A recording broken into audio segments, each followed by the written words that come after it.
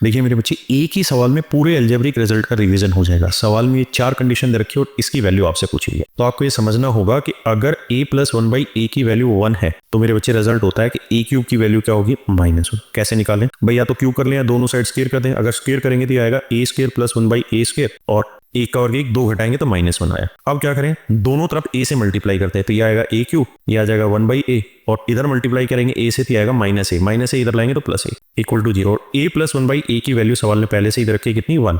तो ये 1 उधर जाएगा माइनस का, तो a क्यूब की जो वैल्यू आई वो -1 आई। ऐसे ही मेरे बच्चे हमें ये बात भी पता है कि अगर x प्लस 1/x की वैल्यू 2 है तो ये तभी संभव है जब x की वैल्यू 1 हो, यानी b की वैल्यू 1 होगी तो ही ये पॉसिबल हो रहा होगा। 1 प्लस 1/1 2 हो गया।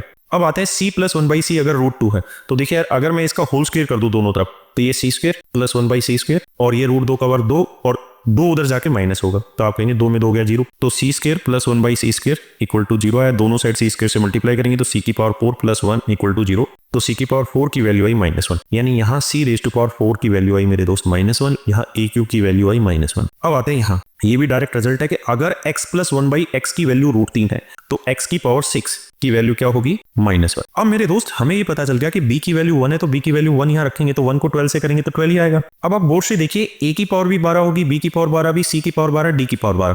तो अगर मुझे a की पावर 12 करना है तो 4 यहाँ पे भी करना होगा, 4 यहाँ पे भी करना होगा, तो a की पावर 12 की वैल्यू आएगी +1। अगर मुझे b की वैल्यू 1 और b की पावर 12 करूंगा तो 1 ही रह जाएगा। अगर c की पावर 4 की वैल्यू -1 है और इधर भी मैं क्यूब कर दूं और इधर भी क्यूब कर दूं तो c की पावर 12 की वैल्यू आ गई -1, या d की पावर 6 की वैल्यू -1 है। अगर इधर भी स्क्वायर कर दे और इधर भी स्क्वायर कर दे तो d की पावर 12 की वैल्यू भी क्या आ गई, +1। तो इन सबको मल्टीप्लाई करेंगे तो आंसर आएगा -1 और यही हमारा राइट आंसर होगा।